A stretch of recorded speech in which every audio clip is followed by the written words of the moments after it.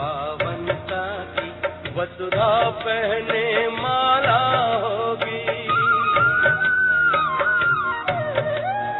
हर बालक कृष्ण कन्हैया सा राधा सी हर बाला होगी। सुख शांति प्रेम पावनता की वसुधा पहने माला होगी। नर होंगे श्री नारायण और नारी श्री लक्ष्मी होगी। नर होंगे श्री नारायण और नारी श्री लक्ष्मी होगी। हीरों से आकाश भरा, मोती से भरी जमीन होगी। कोई नहीं कमी होगी। भारत फिर भरपूर बनेगा।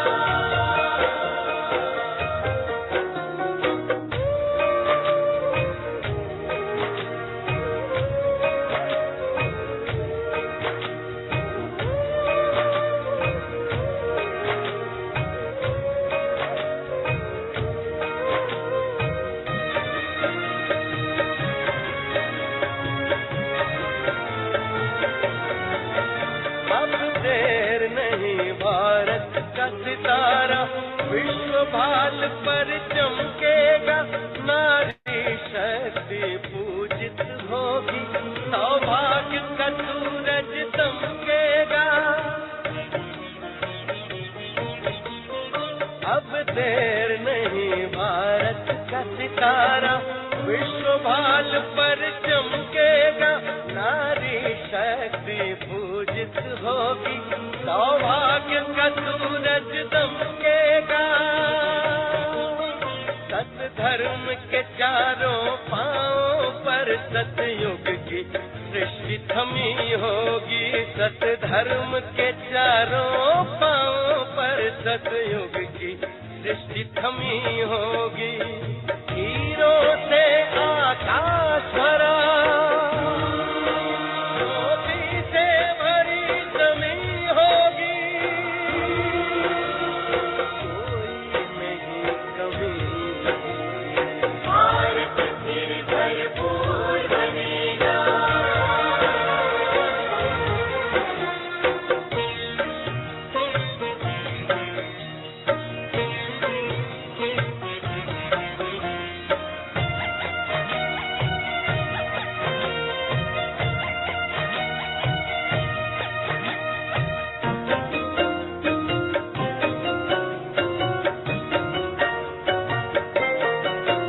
वही जगत गुरु यह भारत है, भगवान जहाँ पर आते हैं। गीता गंगा गौ गायत्री का मान बढ़ाते हैं। वही जगत गुरु यह भारत है, भगवान जहाँ पर आते हैं। गीता गंगा गौ गायत्री का फिर से मान बढ़ाते हैं। है धन्य धन्य अपनी माटी जो फिर से देव भूमि होगी। है धन्य धन्य अपनी माटी जो फिर से देव भूमि होगी। हीरों से आकाश भरा, मोती से भरी जमीन होगी। कोई नहीं कमी होगी। भारत फिर भरपूर बनेगा। कोई नहीं कमी होगी। हीरों से आकाश भरा, मोती से भरी जमीन होगी। भारत फिर भरपूर बनेगा। भारत फिर भरपूर बनेगा। भारत फिर भरपूर बनेगा।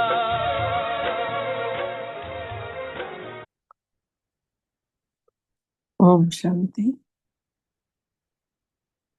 पंहिंजे मन बुद्धीअ में चित्र ॾिसूं परम पिता परमात्मा शिव भोलोनाथ असांजे साम्हूं ज्ञान जो सागर परम पवित्र सर्वशक्तिवान अनुभव कयूं साम्हूं हाजिर आहिनि ऐं पवित्रता जो सुनहरो प्रकाश परम पिता मां निकिरंदे निकिरंदे असां सभिनि आत्माउनि जे अंदरि पवंदो थो वञे। परमात्मा परम ज्योति मां ज्योति खे सुहिणो ठाहिण आया आहिनि, सिंगारण आया आहिनि, मूंखे बि पंहिंजो पवित्र तेज ॾेवण आया आहिनि।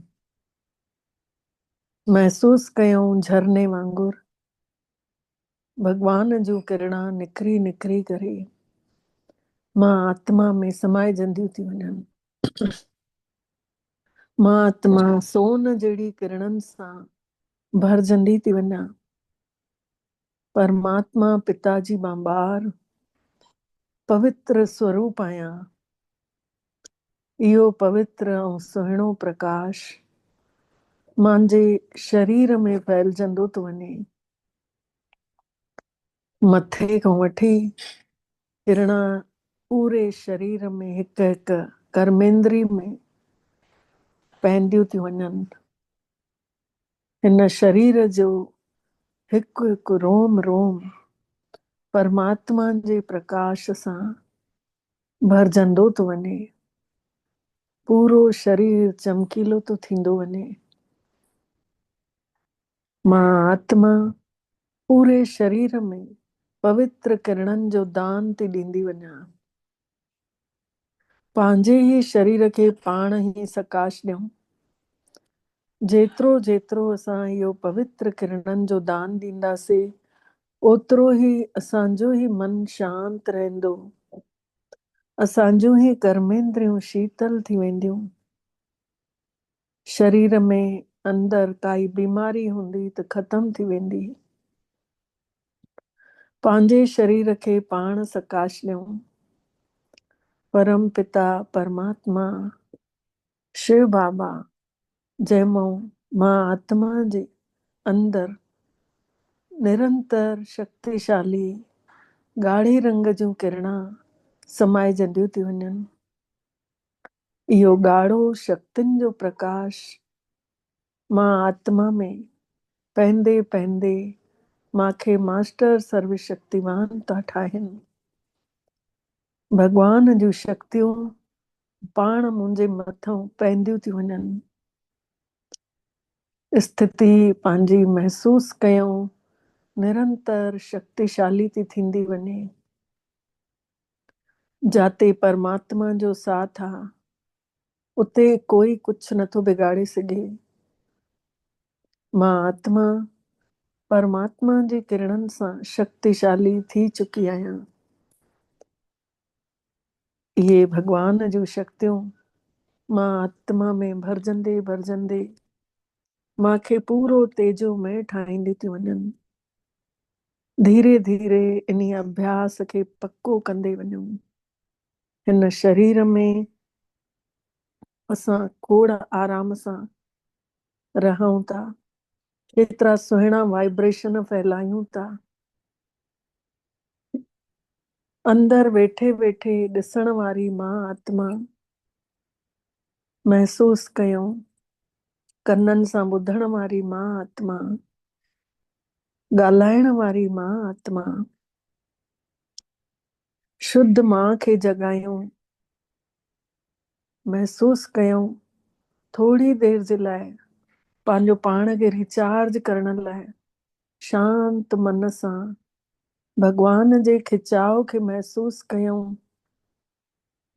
शिव परमात्मा पिता असां आत्माउनि खे पंहिंजे सच्चे प्यार में खींचण आया आहिनि। शरीर खां अलॻि पाण खे निरंतर जागंदी जोत महसूस कंदे हिन शरीर खां ॿाहिरि निकिरूं था।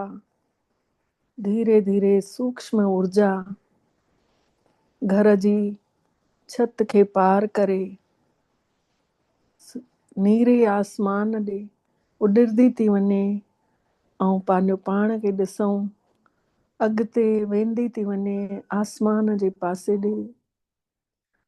परमात्मा पिता जो खिचाव मां आत्मा खे थोड़ी देर लाइ बि नथो रुकण ॾे। महसूस कयूं हिकु क्षण बि हाणे मां बिना मिठड़े बाबल जे नथी रही सघां। अच्छे प्रकाश जी दुनिया में पहुची था वञूं। सूक्ष्म लोक खे पार कंदे पंहिंजे मिठड़े परम धाम घर में, जाते न कोई विचार आहिनि, जाते न कोई ड्रामे जो खेल आहे, जाते न कुछ ॻाल्हाइण आहे, असीम शांति ही शांति आहे।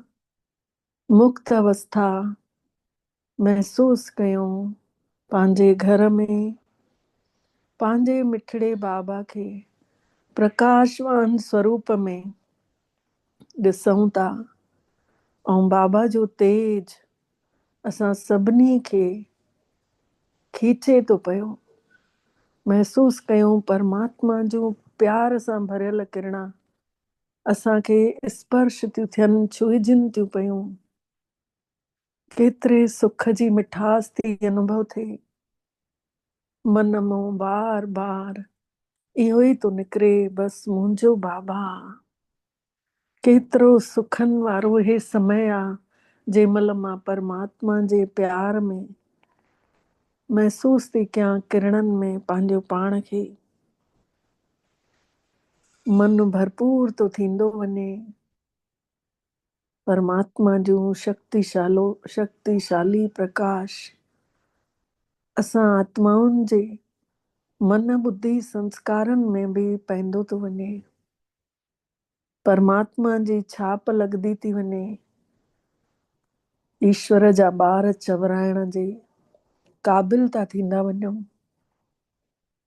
महसूस कयूं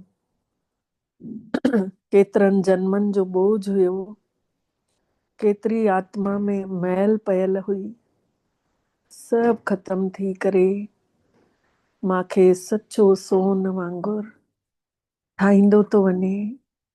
सतो प्रधान अवस्था ॾे पहुचाए थो।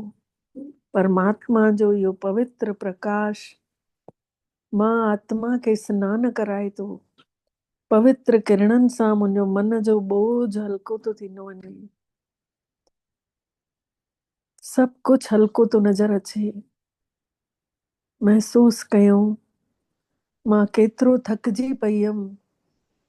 रोल निभाईंदे निभाईंदे परमात्मा ने अची मांखे पंहिंजो हथ ॾिनई, मांखे साथ ॾिनई ऐं मांखे पंहिंजी दिलि जी दॿे में वेहारे चैन सां मिठड़ी वाणी ॿुधाइनि था। महसूस कयूं परमात्मा जी हिकु हिकु किरण ऐं वाणीअ जी हिकु हिकु लाइन असां आत्माउनि खे सजाए थी। अनुभव कंदे बाबा जी मिठड़ी वाणी ब्रह्मा बाबा जे मुख सां ॿुधंदासीं। 26 जनवरी 2026 जी, अॻितों बि 26, पोइतों बि 26। हिकु परमात्मा विच में ऐं 6 ऐं 2 8 थींदा आहिनि। असां अष्ट शक्तियुनि सां भरपूर अॻिते पोइते दाएं बाएं चारों तरफ़ अष्ट शक्तियूं ही शक्तियूं ऐं विच में बाबा। महसूस कंदे बाबा जी मिठड़ी वाणी। अॼु बाबा मिठड़ा चयो अथऊं, मिठड़ा ॿार तव्हां 2500 साल भॻती कई अथव। उहो ई परम पिता परमात्मा पाण अची तव्हांखे पढ़ाए रहिया आहिनि। इन्हीअ पढ़ाईअ सां ई तव्हां देवियूं देवता ठहो था। 2500 साल भॻती कईसीं द्वापर ऐं कलयुग। हाणे संगम ते अची बाबा पाण पढ़ाए रहिया आहिनि ऐं अहिड़ी पढ़ाई जंहिंसां साधारण इंसान बि देवता था ठही वञूं। प्रश्न अॼु पुछो अथऊं याद जी ताक़त जी लिफ्ट जी कमाल छा आहे? याद जी ताक़त जी कमाल छा आहे? उत्तर ॿुधाइनि था बाबा। इन्हीअ जी कमाल इहा आहे कि तव्हां ॿार योग जी ताक़त जी लिफ्ट सां 1 सेकेंड में मथे था चढ़ी वञो। जीअं ई तार जुड़े थी परमात्मा सां, तीअं ई 1 सेकेंड में आत्मा मथे थी पहुची वञे। मतलब सेकेंड में जीते जी मुक्तिअ जो वरसो मिली थो वञेव। ऐं तव्हां ॼाणियो था कि हीअ ॾाकण लहण में 5000 साल लॻा ऐं चढ़ूं था 1 सेकेंड में। इहा ई आहे योग जी ताक़त जी कमाल। लहण में 5000 साल लॻा द्वापर युग खां, ऐं हाणे चढ़ण में संगम युग जो हिकिड़ो ई 100 साल काफ़ी आहिनि। उन में बि कोई आया आहियूं बाबा जे अचण खां 50 साल बाद, कोई आया आहियूं 60 साल बाद, कोई 70 साल बाद, त कोई 80 साल बाद, कोई हाणे आख़िरी हिन महिल बि कोई कोर्स करनि था न, त 90 साल थियण वारा आहिनि बाबा खे आए धरती ते। ऐं जीअं ई उन्हनि खे कोर्स थींदो तीअं ई उन्हनि जी सेकेंड में ॿुद्धि जुड़ी वेंदी परमात्मा सां। इहा आहे परमात्मा जी योग जी कमाल। उन्ही परमात्मा जी यादि सां ई सभु पाप कटिजी वेंदा आहिनि ऐं आत्मा सतो प्रधान ठही थी वञे। ओम शांति। रूहानी बाबल रूहानी ॿारनि खे वेही सम्झाणी ॾियनि था। रूहानी परमात्मा जी महिमा त ॿारनि ॿुधाई अथऊं। उहो ज्ञान जो सागर सत चित आनंद जो स्वरूप आहे।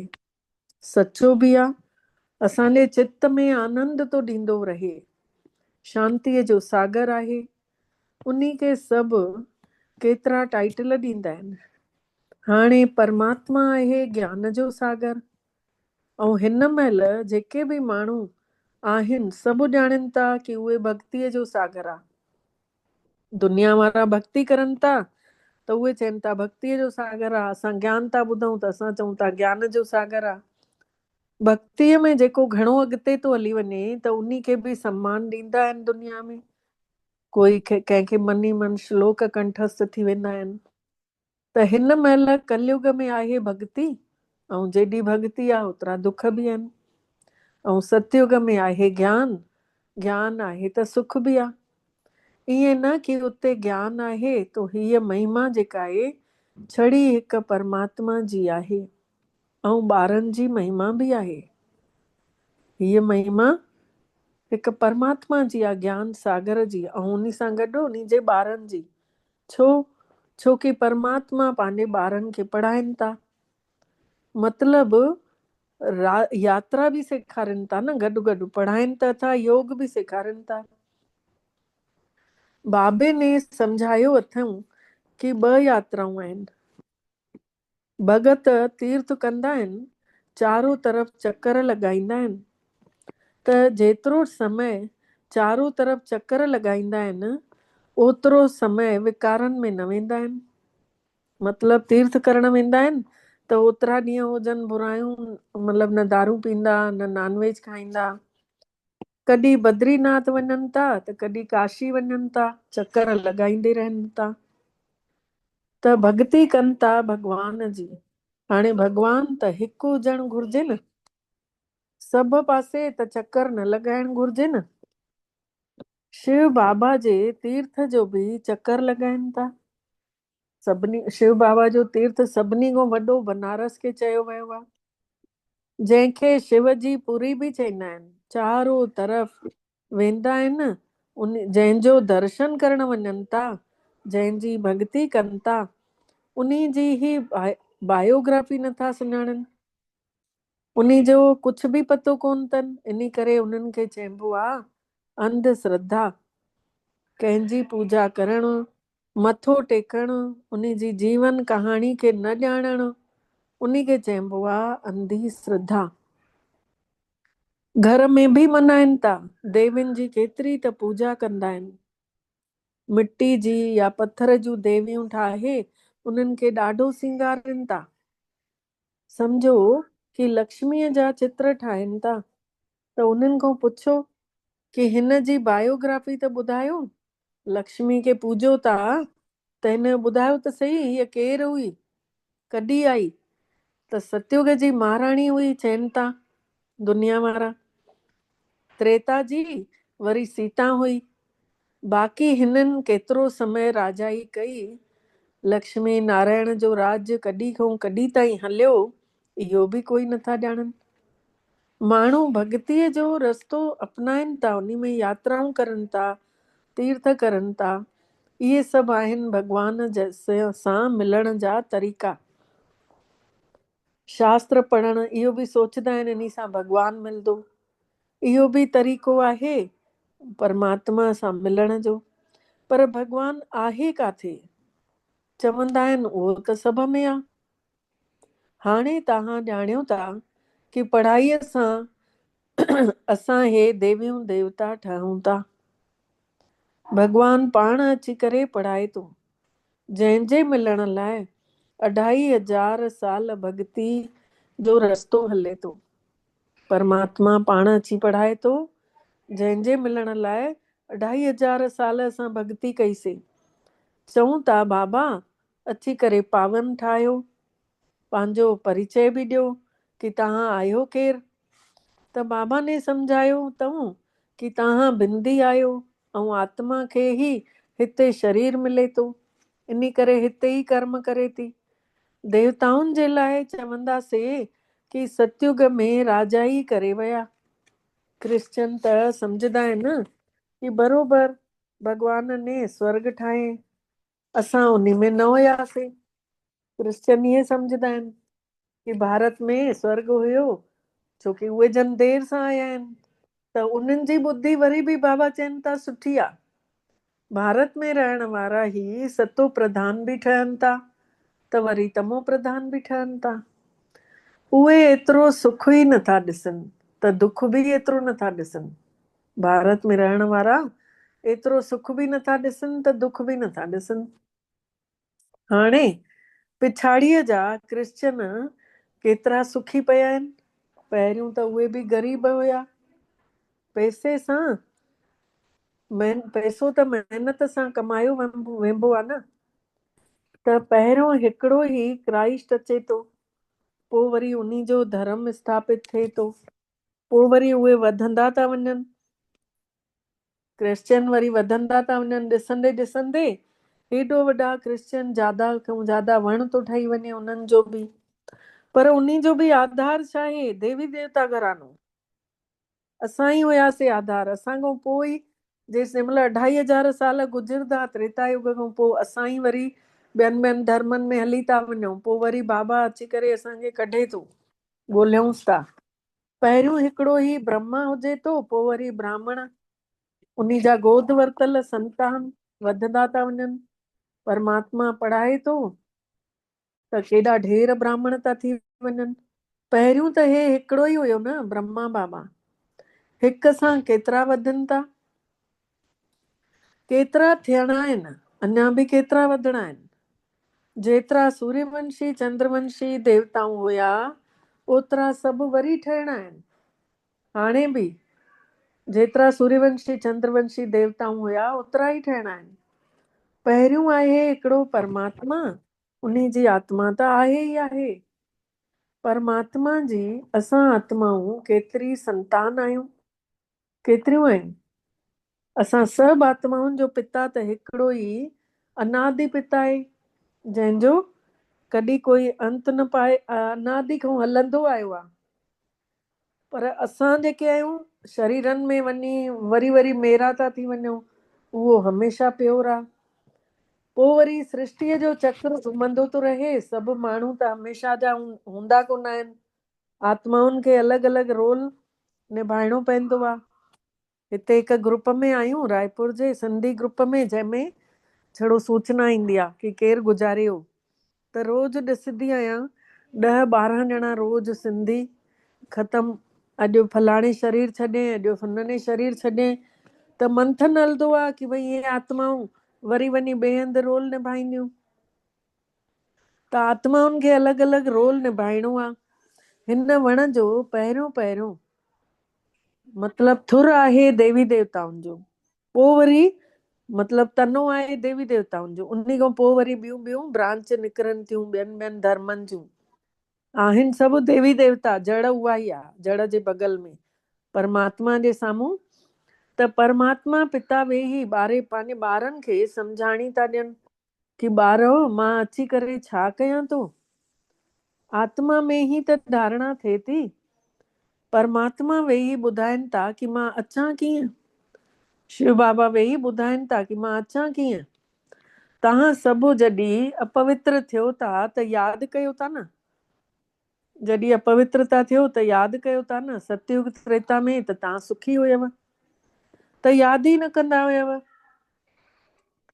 द्वापर खां पोइ जॾहिं दुख चालू थिएव थो तॾहिं पुकारियो था न। सतयुग त्रेता में त सुखी हुयव, त पोइ केतिरा दुखी थियो था, पोइ पुकारियो था, हे परम पिता परमात्मा मुंहिंजा बाबा, हा ॿारो। बाबा चवनि था हा ॿारो ॿुधो। बाबा चवनि था मां ॿुधो, छा चयो था पिया, पुछनि था छा चयो था। वरी ॿार चवनिसि था बाबा अची करे असांखे पतितनि खे पावन ठाहे। बाबा असां त ॾाढा दुखी थी पिया आहियूं, अपवित्र आहियूं, असांखे अची करे तव्हां पावन ठाहियो, कृपा कयो, आशीर्वाद कयो, तव्हां ई त मूंखे पुकारियो अथव। बाबा चवनि था तव्हां ई मूंखे सॾु कयो अथव, पुकारियो अथव कि बाबा अची करे असां पतितनि खे पावन ठाहियो। पवित्र सतयुग खे चयो वेंदो आहे, इहो बि परमात्मा पाण वेही ॿुधाइनि था। हिन संसार जो नाटक जेको आहे रचियल पियो आहे, जॾहिं संगम युग अचे थो त सृष्टि इहा ई पुराणी थिए थी, पोइ वरी मां अचांव थो। तव्हां सम्झो था न कि सन्यासी बि 2 प्रकार जा हूंदा आहिनि। हिकिड़ा त हठयोगी हूंदा आहिनि, ॿिया उन्हनि खे राजयोगी कॾहिं न चई सघंदा आहियूं। उन्हनि जो आहे हद जो सन्यास। बाबा चवनि था उन्हनि जो आहे जेके सन्यासी घर परिवार छॾे वञनि था, त बाबा चवनि था उन्हनि जो आहे हद जो सन्यास। जंगलनि में हली था वञनि, गुरुनि जे कॾ फॉलोअर था ठही वञनि। गोपी चंद राजा जे लाइ बि हिकिड़ी कथा ॿुधाईंदा आहिनि न। उन्ही ने चए कि तूं घर बार छो थो छॾे, घर परिवार खे छो थो छॾे, काॾे थो वञे। उन्ही जे लाइ केतिरियूं शास्त्रनि में कहाणियूं लिखियल आहिनि। हाणे तव्हां ब्रह्मा कुमार राजाउनि खे बि वञी करे ज्ञान ऐं योग सेखारियो था। हिकिड़ी अष्टावक्र गीता बि आहे, हिकिड़ी व्यास गीता आहे, हिकिड़ी गीता प्रेस जेका गोरखपुर में छपंदी आहे, ऐं हिकिड़ी सिंधीअ में गीता आहे, हिकिड़ी गुरमुखीअ में गीता आहे। त ईअं ई हिकु अष्टावक्र गीता बि आहे। जेको अष्टावक्र हुयो उहो 8 जॻहियुनि त उन्ही जो शरीर जेको हुयो वक्र हुयो, मुड़ियल हुयो, जंहिंमें ॾेखारींदा आहिनि उन्ही गीता में कि राजा खे वैराग आयो त उन्हीअ चयईं कि मूंखे कोई परमात्मा सां मिलाए, ऐं उन्हीअ ढिंडोरो पिटवायईं चारों तरफ़। त हे उहो ई समय हले थो। उन्हीअ ढिंडोरो पिटवायईं कि कोई बि अची करे अगरि मूंखे परमात्मा सां मिलाईंदो त मां उन्ही खे मुंहुं मांगो इनाम ॾींदुमि। त हे उहो ई समय आहे जॾहिं तव्हां राजाउनि वटि वञी करे ज्ञान ॿुधायो था, उन्हनि खे परमात्मा सां मिलाइण लाइ वञो था, त तव्हांजूं ई कहाणियूं शास्त्रनि में लिखजी वियूं आहिनि। जीअं तव्हां मिलिया आहियो तीअं तव्हां ॿियनि खे बि मिलाइण जी कोशिशि कयो था। ऐं तव्हां चओ था, असां चाहियूं था न सभिनी खे परमात्मा मिले, शिव बाबा मिले, उन्हनि खे बि हल्को करेनि। तव्हां चओ था न असां तव्हांखे स्वर्ग जा मालिक ठाहींदासीं। कंहिंखे बि ज्ञान ॾियण वेंदा आहियूं त उन्हनि खे ॿुधाईंदा आहियूं न कि तव्हांखे सुख शांति हाणे मिलंदव, हाणे तव्हां हीअं रहंदव। त बाबा चवनि था तव्हां उन्हनि खे चओ था न कि मुक्ति, जीवन मुक्ति ॾेवराईंदासीं। पोइ वरी उन्हनि खे इहा बि ॻाल्हि चओ कि भई शिव बाबा खे यादि करनि, ॿियो कंहिंखे बि यादि न करनि, देवी देवताउनि खे। सभु ॼणा कोई कंहिं गुरुद्वारे में, कोई कंहिं गुरूअ में, मतिलबु हिकु करो परमात्मा जे मथां निश्चय कोन अथनि, त ॿियनि ॿियनि जे कॾ बि वञनि था। तव्हां वटि त शुरू में ई वेठे वेठे हिक ॿिए खे ॾिसंदे ॾिसंदे ई ध्यान में हली वेंदा हुया। वॾो आश्चर्य लॻंदो हुयो, छोकी उनी महिल ब्रह्मा बाबा जे तन में शिव बाबा हुयो, त उहे चमत्कार ॾेखारींदा हुया। सभिनि जी डोर परमात्मा खीचे वठंदो हुयो। ॿार बाबा वटि वेंदा शिकायत खणी, कोई कंहिंजी शिकायत, कोई कंहिंजी, पाण में आख़िर नंढा नंढा ॿार त थोड़ी घणी त हूंदनि न हिक ॿिए सां, एतिरा पक्का बि त ज्ञानी न ठहिया हुया न। कोई 9 साले जा अची विया हुया, कोई 12 साले जा अची विया हुया। त उहे जन जंहिंमहिल शिकायत खणी दादी ॿुधाए, दादी जानकी ने पंहिंजो अनुभव, कि जंहिंमहिल मां वेंदी हुअमि बाबा जे कमरे जे ॿाहिरि, अञा झांके ॾिसां त सही, त चए पई ईअं मां मन बुद्धि सां गायब थी वेंदी हुअमि, मूंखे पतो ई न पवंदो हुयो, मां मिलन मनाइण हली वेंदी हुअमि परमधाम में, ऐं मुंहिंजी कंहिं महिल डोर परमात्मा खीचे वरिती मूंखे ख़बर ई न पवंदी हुई। पोइ जंहिं महिल बाबा ध्यान मूं लहंदो हुयो, पोइ वरी पुछंदो हुयो, अचु ॿार अचु, कीअं आई आहीं? त चवंदी मांसि, बाबा मूंखे बि न ख़बर आहे मां कीअं आई हुयमि। मतिलबु एतिरो उन्हनि खे खिचाव थी वेंदो हुयो, बाबा खे ॾिसण सां ई शिव बाबा उन्हनि खे खीचे वठंदो हुयो। छोकी इन में शिव बाबा ऐं बाबा ॿई इकट्ठा हुया न, इन करे त बाबा चवनि था कब्रिस्तान ठाहींदा हुया। मतिलबु कंहिंजी बि डोर बाबा खीचे वरिते, थोड़ी देरि जे लाइ उहा आत्मा हली वई मथे बाबा वटि, त बाबा चवनि था एतिरा कब्रिस्तान ठाहींदा हुया। सभु परमात्मा जी यादि में सुम्ही पओ। ब्रह्मा बाबा जंहिं महिल चक्कर लॻाइण वेंदा हुया ॿारनि ॾे, चवंदा हुयनि कि भई मच्छरदानी हिक हिक जी ॾिसंदा हुया, चङी तरह पैक आहे, कोई मच्छर त न चिक पातो अथऊं। या ॾिसंदा हुयनि कि भई न तव्हां हथ मुंहुं धोई करे आया आहियो, पेर धोआरे करे सुम्हंदा हुया सभु ॿारनि खां। त बाबा चवनि था सभु परमात्मा जी यादि में सुम्ही पओ, बाबा चई छॾंदा हुयनि। पोइ सभु ध्यान में हली वेंदा हुया। इहो सभु शिव बाबा जी चालाकी हुई। ही जंहिं महिल हथ मुंहुं धोई करे ॿार सुम्हंदो त निंड बि सुठी ईंदी, ऐं जाग बि टाइम ते थींदी आहिनि, छोकी 9 बजे सुम्ही पवंदा हुया। पहिरियों त उहा शइ हूंदी ई न हुई न। बाद में अमृत वेलो पांडव भवन में अची करे इहो जेको ब्रज कोठी हुई, उते अची करे बाबा करण लॻा।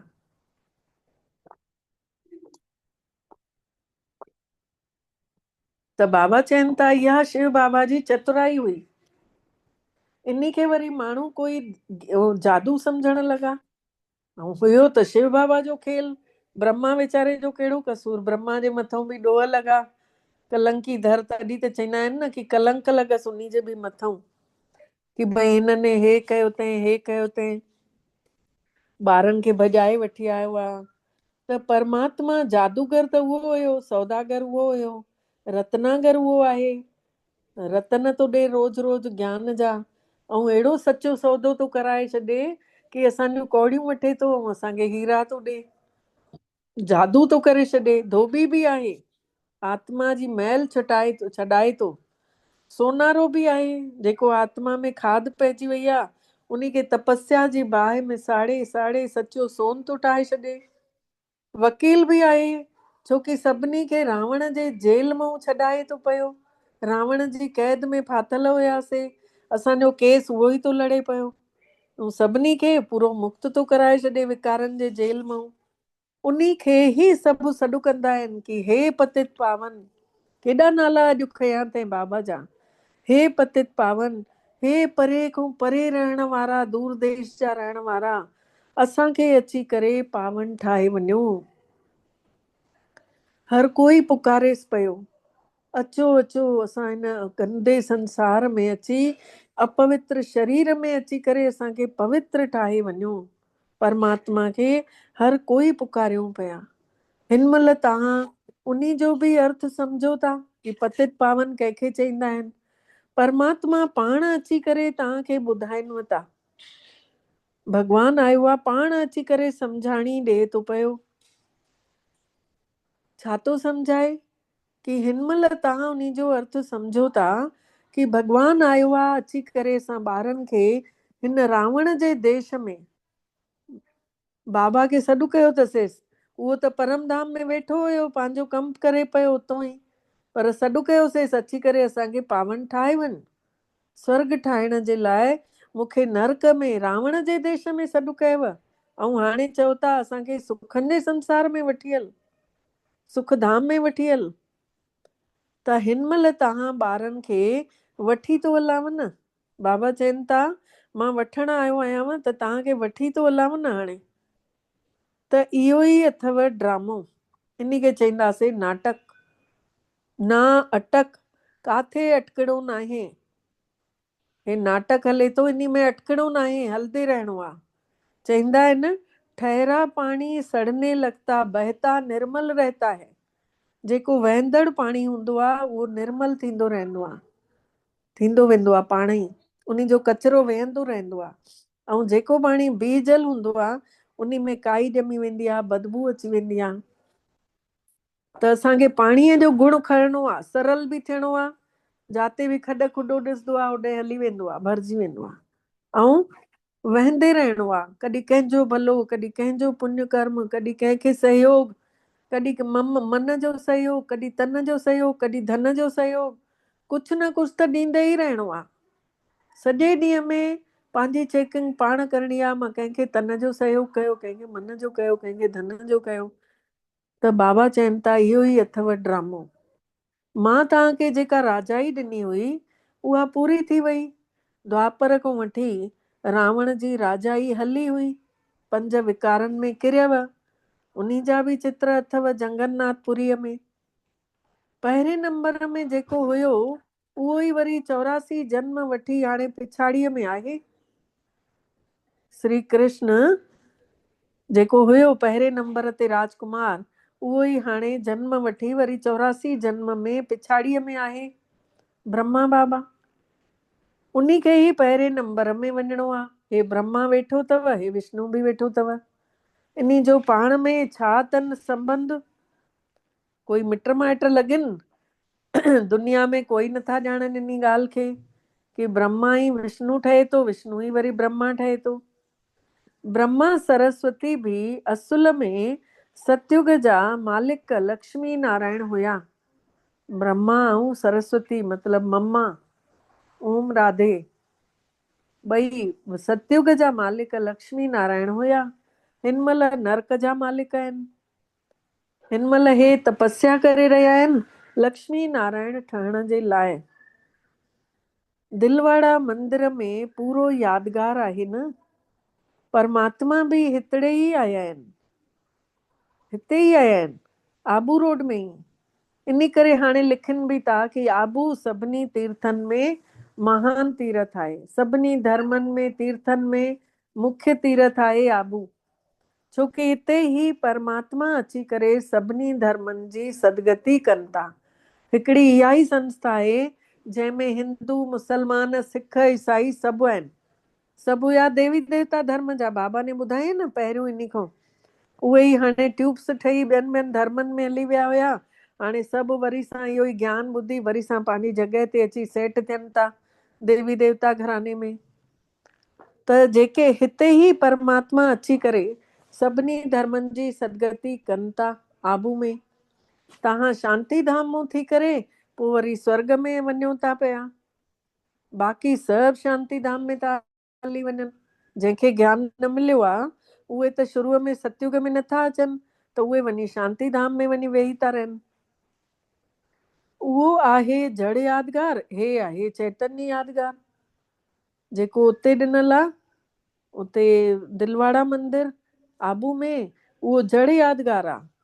उते देवी देवता हेठि तपस्या कंदे ॾेखारिया अथऊं ऐं मथे स्वर्ग ॾेखारियो अथऊं मूर्तियुनि में।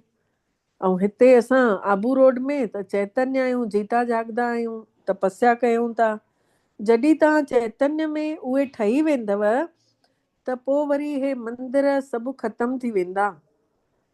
बाबा चवनि था जॾहिं तव्हां में संपूर्णता अची वेंदी पोइ हे मंदिर सभु ख़तम थी वेंदा।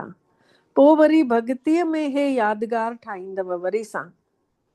हाणे तव्हां स्वर्ग जी स्थापना जो कमु करे रहिया आहियो ऐं माण्हू सम्झनि था स्वर्ग मथे आहे। हिन महिल तव्हां सम्झो था कि भारत ई स्वर्ग हुयो, हाणे नर्क आहे। इहो चक्र ॾिसण सां ई सॼो ज्ञान अची थो वञेव। द्वापर खां वठी ॿिया धर्म अचनि था त हाणे ॾिसो केतिरा धर्म आहिनि। द्वापर खां वठी ॿिया धर्म ईंदा था वञनि त ॾिसो केतिरा थी विया आहिनि। हे आहे लोहे जी दुनिया, जाते जंग कर आत्मा खे लॻी वई आहे, कट लॻी वई आहे। हाणे तव्हां संगम युग ते आहियो, सतयुग में वञण जे लाइ महिनत था कयो पिया। आहियूं संगम में ऐं सतयुग में वञण लाइ महिनत था कयूं। कलयुग में आहिनि सभु पत्थर बुद्धि, सतयुग में आहिनि पारस बुद्धि। कलयुग में बुद्धि पत्थर बुद्धि, ॿ टे भेरा कोर्स करायो त सम्झ में नथो अचे। आख़िर हिकु माता खे कल्ह चयो कि ॿुध माता, जेसि ताईं तूं कोर्स करींदी, हिकु हफ़्ते ताईं तूं न बसर थूम न खाईंजांइ भाई। तोखे नथो वेही दिमाग़ में त 8 ॾींहं छड़ो न खा, पोइ तूं भले खाईंजांइ। तोखे ॿुद्धीअ में त वञे ई न। 3 ॾींहंनि खां उहा शइ सम्झायां थी त सम्झ ई कान थी पई। त बाबा हुते हसी थी अचे। खिल पई अचे न, छा कयां। 3 ॾींहंनि खां हा, उहा खिल शइ बि अचे थी न। थकिजी पर माण्हू केतिरो टाइम कढी ऐं घर परिवार खां किनारे किनारे थी लिकी छपी कोर्स करायां थी ऐं होॾो विया 3 ॾींहंनि खां सम्झ ई कान थी। हुतां खिल बि अचे पई न। त बाबा चए थो कि तव्हां वरी सां पत्थर बुद्धि ठही विया हुयो, वरी पारस बुद्धि ठहिणो अथव। हाणे परमात्मा चवनि था तव्हां ई मूंखे सॾु कयो अथव, मां त आयो आयांव ऐं मां तव्हांखे चवांव थो काम विकार खे जीतियो त जगत खे जीते वठंदव। मुख्य त इहो ई विकार अथव। सतयुग में अथव सभु निर्विकारी ऐं कलयुग में अथव सभु विकारी। ऐं होॾो ॻाइनि था कि विषय विकार मिटाओ पाप हरो देवा। आयो आहे विषय विकार मिटाइण पाप हरण, त पोइ कोई ॿुधनि सी कान था। परमात्मा चवनि था ॿार हाणे निर्विकारी ठहो। 63 जन्म तव्हां विकारनि में विया हुयव, हाणे हे आख़िरी जन्म पवित्र ठहो। हाणे मरणो त सभिनी खे आहे। मां त स्वर्ग ठाहिण आयो आहियां न, त हाणे मुंहिंजे चए ते हलो। मां जेको चवांव उहो ॿुधो। हिन महिल तव्हां पत्थर बुद्धीअ खे पारस बुद्धि ठाहिण जी महिनत करे रहिया आहियो। तव्हां ई पूरी ॾाकण लहो था, वरी चढ़ो बि था। तव्हां जीअं जिन आहियो। जिन जी बि कहानी ॿुधी अथव न। उन्हीअ ने चयईं पंहिंजे मालिक खे, राजा खे, कि मूंखे कमु ॾे। त राजा ने चयसि अच्छा तूं ॾाकण चढ़ ऐं लह। त बाबा बि पोइ वरी केतिरा माण्हू ॾिसो, बाबा असांखे बि छा था चवनि, 84 खे यादि कयूं। कॾहिं देवता हुयासीं, कॾहिं पाण हिन में आयासीं, वरी पूज्य स्वरूप थियासीं, वरी ब्राह्मण चोले में आयासीं, वरी फरिश्ता ठहियासीं, वरी बिंदु रूप।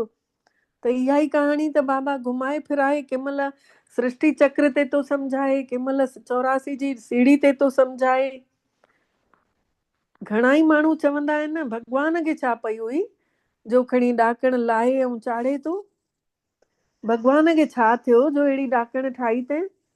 त बाबा सम्झाणी था ॾियनि। परमात्मा चवनि था इहो अनादि खेल अथव, इहो हलंदो आयो आहे। तव्हां 5000 सालनि में 84 जन्म वरिता अथव। 5000 साल तव्हां हेठि लहण में लॻिया अथव, पोइ वरी मथे वञो था 1 सेकेंड में। 1 सेकेंड में संगम युग में जीअं परिचय मिले थो तीअं आत्मा उॾरण चालू थी करे। इहा अथव तव्हांजे योग जी ताक़त, जंहिंमें तव्हांखे लिफ्ट थी मिलेव, झटि चढ़ी था वञो। बाबा चवनि था तव्हां मूंखे यादि कयो त पाप कटिजंदा वेंदव। परमात्मा अचनि था त 1 सेकेंड में तव्हां मथे था चढ़ी वञो, पोइ वरी लहण में 5000 साल लॻनव था। भॻवान अचे थो त 1 सेकेंड में था मथे चढ़ी वञो, वरी लहण में 5000 साल लॻनि था। गुण घटि था थींदा वञनि। चढ़ण जी त लिफ्ट आहे, 1 सेकेंड में मुक्ति थी, जीते जी मुक्तिअ जो तो अहसासु थिए। सतो प्रधान ठहिणो आहे, असांखे सचो ठहिणो आहे ऐं सचाईअ जी बि ऊची अवस्था ताईं पहुचणो आहे। पोइ वरी आहिस्ते आहिस्ते तमो प्रधान थींदा वेंदव। 5000 साल लॻनव था। अच्छा, वरी तमो प्रधान खां सतो प्रधान ठहण में हिकिड़ो जन्म लॻेव थो। हिन महिल जॾहिं की मां तव्हां ॿारनि खे स्वर्ग जी बादशाही ॾियण आयो आहियां त तव्हां पवित्र छो न ठहींदव? बाबा चवनि था मां तव्हांखे स्वर्ग जी बादशाही थो ॾियांव, त तव्हां छा हिकिड़ो जन्म पवित्र न ठही सघंदव? पर कामेशु क्रोधेशु बि था थी वञनि, कोई काम विकार में, कोई क्रोध में पिया आहिनि। विकार न मिलण सां पोइ वरी ज़ालनि खे मारिन था, ॿाहिरि कढी था छॾनि, बाहि था लॻाए छॾनि। केतिरो उन्हनि जे मथां, अबलाउनि जे मथां केतिरा अत्याचार था थियनि। इहो बि हिन संसार जे नाटक में रचल पियो आहे कि भई उन्हनि जे बि मथां मार पइणी आहे पवित्रता जे करे। अच्छा, पोइ वरी बाबा जो यादि प्यार।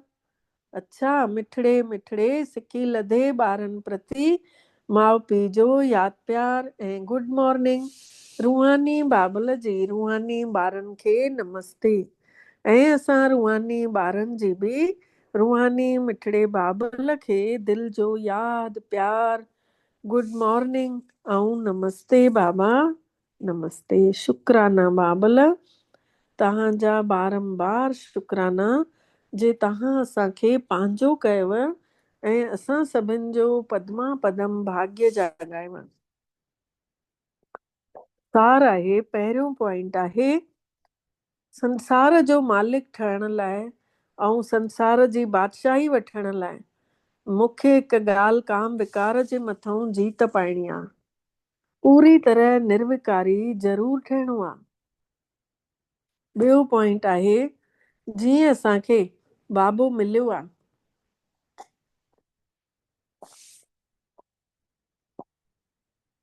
ईअं ई सभिनी खे परमात्मा सां मिलाइण जी कोशिश करणी आहे।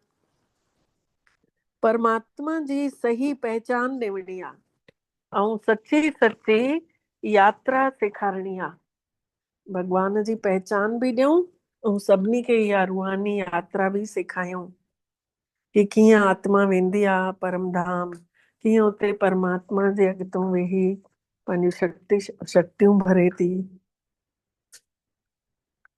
त इहा यात्रा सभिनी खे सेखारणी आहे। वरदान आहे, महसूस कंदासीं बाबो मिठड़ो असां सभिनी खे वरदान ॾियण लाइ सूक्ष्म वतन में फरिश्ते रूपी चोले में असांखे सॾु करनि था। लाइट जे चोले में महसूस कयूं, सूक्ष्म लोक में ब्रह्मा बाबा ऐं शिव बाबा सभिनी खे दृष्टि ॾियनि था ऐं पंहिंजे अॻितों सॾु करे मथे ते हथ रखनि था, निरड़ ते रूहानी तेज भरनि था। ब्रह्मा बाबा जे निरड़ ऐं शिव बाबा जो सुनहरो प्रकाश असां सभिनी जे निरड़ ते समाइजंदो थो वञे। परमात्मा जो सच्चो प्यार, रूहानियत, सुकून असां आत्माउनि में अंदरि समाइजे थो। पाण भॻवान असांजे मथां राज़ी थियो आहे। महसूस कंदे ब्रह्मा बाबा जो लाइट जो हथ असां फरिश्तनि जे मथे ते बाबा वरदान ॾियनि था। इन वरदान खे असां आत्मसात कंदासीं, पंहिंजे जीवन में आणींदासीं। महसूस कंदे वरदान ॿुधंदासीं। हिन दुखनि जी दुनिया साम्हूं हूंदे बि बेगमपुर जी बादशाही जो अनुभव करण वारा अष्ट शक्तियुनि जे स्वरूप ठहो। गम जी दुनिया साम्हूं हूंदे बि बेगमपुर जी बादशाही जो अनुभव करण वारा अष्ट शक्ति स्वरूप ठहो। डिटेल ॿुधाइनि था बाबा, गम ऐं बेगम हिन महिल ई इहो ज्ञान अथव।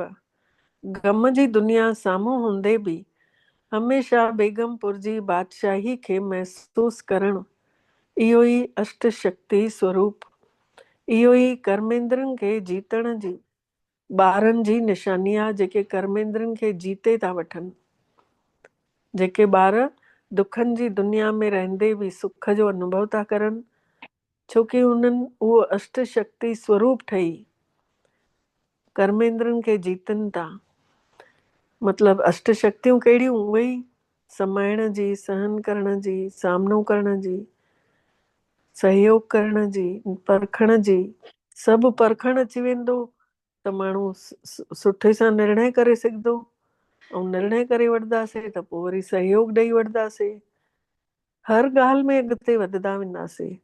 हिन महिल ई परमात्मा खां सभु शक्तियूं मिलनि थियूं, लेकिन अगरि कंहिं न कंहिंजे संग में अची करे असां पंहिंजे कर्मेंद्रनि जे ई वशीभूत था थी वञूं, कंहिं विकार में वश थी था वञूं, त पंहिंजी ई शक्ति खे ख़तम था करे छॾियूं।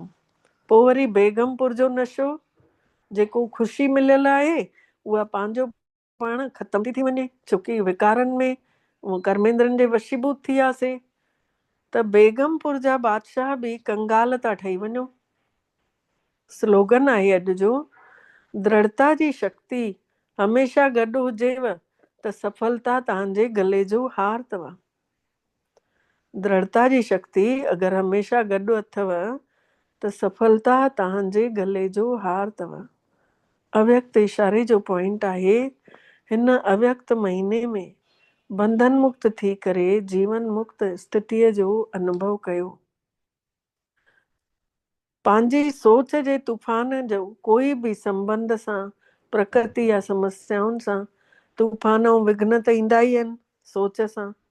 त उन्हनि खां मुक्ति पाइण जे लाइ योग युक्त युक्ति युक्त ठहो। कीअं बि करे योग लॻाईंदा रहूं, कोई बि कर्म कयूं न, सनानु कयूं त पाणी खे बि सम्झूं परमात्मा जी रोशनी आहे, अटो ॻोयूं त अटे में बि जंहिं महिल समेटियूं था अटे खे, त उन महिल सम्झूं परमात्मा नज़र घुमाए थो पूरे विश्व ते। ऐं हे अटो, जानकी दादी चईंदी हुई न, मनड़ो मुंहिंजो मोहन सां मोहिजी वियो, हे अटो पाणीअ में ॻोइजी वियो।